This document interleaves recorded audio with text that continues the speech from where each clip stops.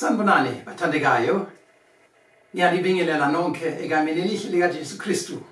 Asiqale lenkonzo sihlabelele iculo 275 Malusi noMbusi. Ngoba namuhla siyafunda ngoMalusi omuhle. Malusi noMbusi siqhube ngendlela ehlane echwane lohlengwa nguwe, ngesandla somandla uyasihlangulela, umusa nobubele kucwele kuwe. Empini sothini uma singenawe, sihole sithole umqhele wakho, ngomlilo wempilo sithele wena qhawe, sibona okukhulu kombuso wakho. Vukani bangani, chithani ubuthongo, niphume kudume kungene zenge. Wozani hlomani, shayana macilongo, izitha zichitheke ziphonsegele. Makubekini umusa nokuthula okuvela kuNkulunkulu Baba wethu naseNkosini yethu Jesu Kristu. Amen. Bathandekayo, isifundo sethu sanamuhla sitholakala ngokukaJohane isahluko seshumi evesini lokuqala lize lifike eshumini. The gospel for today taken from John chapter 10 verse 1 to 10. uJesu uthi, ngiqinisile ngithi kini, ongangeni ngesango esibayeni sezimvu, kodwa ekhwela ngenye indawo, lowo uyisela nomphangi. Kepha ongena ngesango ungumalusi wezimvu. Umlindi sango uyamvulela lowo, nezimvu ziyalizwa izwi lakhe, ubiza ezakhe izimvu ngamagama aziholele phandle. Ma esezikhiphile ezakhe zonke uhamba phambi kwazo, izimvu zimlandele ngokuba zilazi izwi lakhe. Kepha umfokazi azisoze zamlandela, kodwa ziyakumbalekela ngokuba zingalazi izwi lobufakazi. uJesu washo lo mfanekiso kubo, kepha bona abezwisisanga ukuba kuyini lokho akukhuluma kubo. Ngakho-ke uJesu wabuye wathi kubo, ngiqinisile ngithi kini, mina ngiyisango lezimvu. Bonke abafika ngaphambi kwami bangamasela nabaphangi, kepha izimvu azibezwanga. Mina ngiyisango. Uma umuntu engena ngami uyakusindiswa, angene, aphume afumane idlelo. Isela galizi kungengokweba nokubulala nokubhubhisa. Mina ngize ukuba babe nokuphila, babe nakho kuchichime. Amen. Bathandekayo, uJesu usikhiphile esibayeni sezimvu kulesi sikhathi secorona. Angifuni ukunitshela ukuthi icorona kuyintando kaNkulunkulu, cha. Kodwa mhlawumbe uNkulunkulu uyakwazi ukusifundisa nokusikhumbuza ngobizo lwethu ngaleso sikhathi secorona. uNkulunkulu akafuni ukuthi abantu bashone bahluphekile, kodwa uyakwazi ukusebenzisa ushintsho ngesikhathi se-lockdown noma ngesikhathi se-stage 4 manje. Njengebandla bathandekayo sididekile. Asikwazi ukusebenzisa izindlu zamasonto, umpapathiso. Njengebandla sididekile. Asikwazi ukusebenzisa izindlu zesonto. Asikwazi ukusebenzisa amasakramenti esihlo esingcwele nompapathiso. Asikwazi ukusebenzisa indlela yethu yokuhlangana. Our main operation model is gone. Asikwazi ukulalelana ngendlela ejwayelekile. angikwazi ukucounselisha umuntu ngendlela esijwayelekile ngihlale naye ngimbone ngamehlo yena ungibone ngamehlo futhi cha asikwazi ukujabula ukuhlangana nokucula nokudansa simdumise uNkulunkulu asikwazi ukunikela ngendlela ejwayelekile ama conferences esekethe awekho kulonyaka ithini indaba kaJesu owakhipha izimvu esibayeni kuleso simo sebandla lethu na asilalele kahle izwi likaNkulunkulu bathandekayo uJohane uyasebenzisa umsebenzi wokwelusa izimvu nokuhlala kwazo esibayeni ukuchaza umsebenzi kaJesu phakathi kwethu bathandekayo angikwazi lutho ngokufuya izimvu ngiyakwazi nje ukuthi inyama yemvu imnandi ngadla yona ekseni nasemini nasebusuku emthatha emhlanganweni wabasha nasemhlanganweni wamadoda abane phakathi kwethu bazokhumbula lezo zikhathi bekumnandi ngempela futhi ngiyathanda kakhulu iMartin Briani noma iMartin Banitrao kodwa ngaphandle kwalokhu angikwazi lutho ngokufuya izimvu ngesikhathi uJesu waphila noma ngesikhathi kaJohane abelusi abambalwa basebenzisa ndawonye isibaya esodwa sezimvu bakha isibaya namatshe enendawo encane yokungena nje ntambama bangenise izimvu esibayeni bese umelusi othile ehlala endaweni yokungena ukuze izimvu zingaphumi futhi yena uyavimba isigebengu amasela nezimpi azikwazi ukungena izimvu ziphephile esibayeni siyafunda kuJohane ngiqinisile ngithi kini ongangeni ngesango esibayeni sezimvu kodwa ekhwela ngenye indawo lowo uyisela nomphangi kepha ongena ngesango kumalusi wezimvu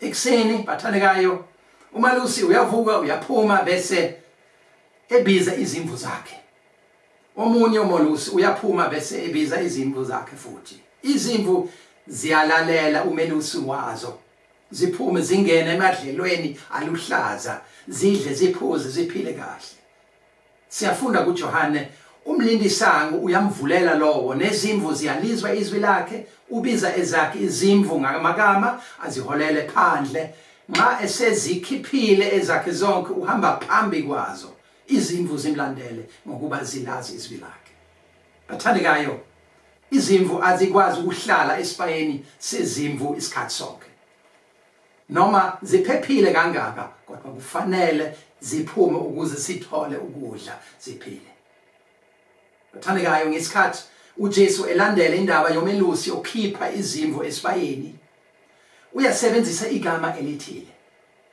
ngesingisi siyafunda he brings out the sheep kusoft kangaka ngesizulu siyafunda aziholele ngaphandle noma aziholele phandle kusoft kakhulu futhi ngesiGreek umbhali wevangeli ngokuJohane uyasebenzisa elinye igama exangei leli gama liyasetshenziswa futhi ngesikhathi uJesu uyakhipha idemoni noma ngesikhathi uJesu waxosha abathengisi nabashintsha imali ethempelini leli gama liyasetshenziswa njalo ngesikhathi uJesu walwa nababusi bomhlaba ngesikhathi walwa noSathane ngesikhathi uJesu walwa nezono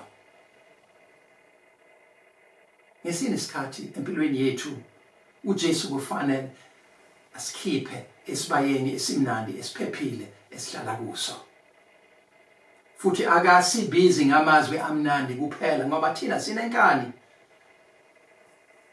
ngesinye isikhathi asifuni ukulalela asifuni ukuphuma ngoba kumnandi esibayeni uSathane uyasilinga uthi hlalani esibayeni njalo kumnandi ningashintshi lutho usho ukuthi singamaluthela niqhubeke ngendlela yenu enjwayele eniyithanda kakhulu ningadidwa ngezinhlupheko zabantu ningaphithiziswa kungcono nihlezi nje emasontweni enu nicule nithule ninganaki umsini womhlaba ninganaki ukukhala kwabantu abampofu nomphakathi ninganaki ubandlululo obukhona ninganaki izidakamiswa ezisetshenziswa ngezihlobo zenu unganaki izono zakho nokungasiza kwabo abahluphekile usho njalo uSathane.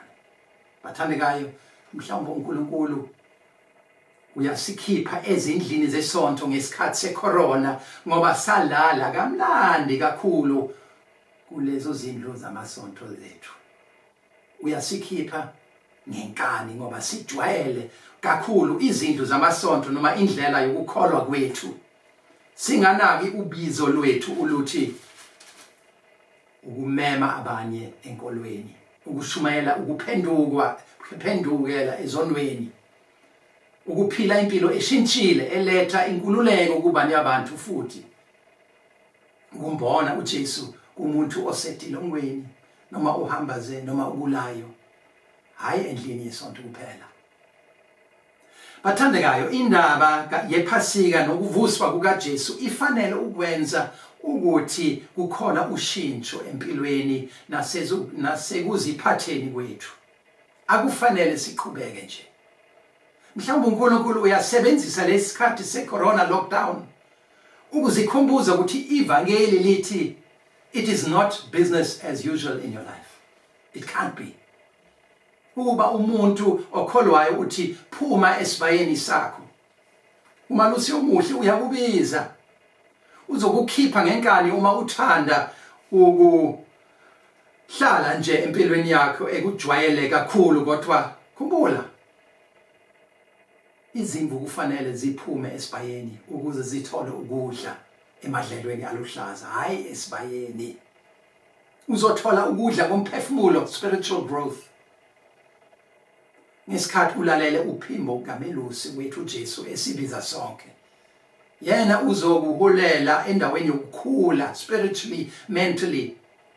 Ungasali emuva ngoba uzofa ngokomoya nasenkolweni nasemphefumulweni mzalwane. Mhlawumbe uNkulunkulu uyasebenzisa i-40 million crisis ebandleni lethu lokusiqondisa. Uthi kithi njenge-Elsa, phaphamani.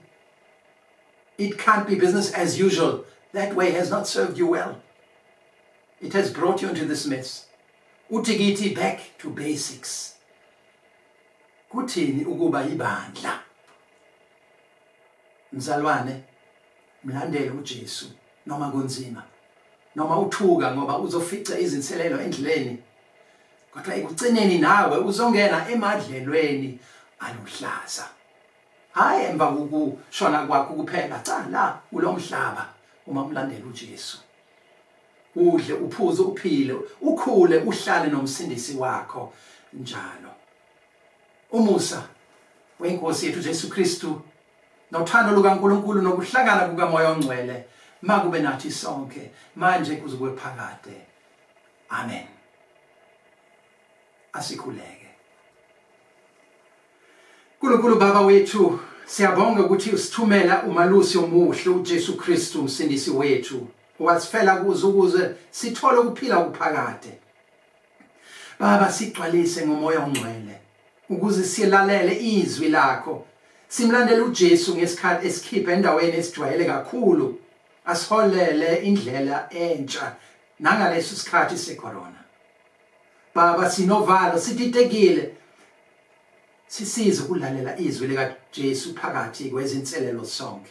Senze intando yakhe kubantu abancane phakathi kwethu, labo abanako ukudla, labo ababesaba kakhulu, labo abaqoshwa emsebenzini, labo abakhathazekile noma abanosizi, labo abanesizungu ngesikhathi se-lockdown, labo abasebenza kabi kakhulu kulesikhathi, ama-healthcare workers, security forces, dokotela, abazama ukuthola i-vaccine njalo njalo.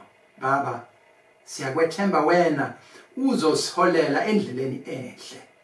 Siyabonga lokhu ngoJesu Kristu iNkosi nomalusi wethu omuhle. Amen. Bathandekayo, nihambe niqhubeke emsebenzini kaNkulunkulu, nihambe ngokuthula. Go in peace and serve the Lord.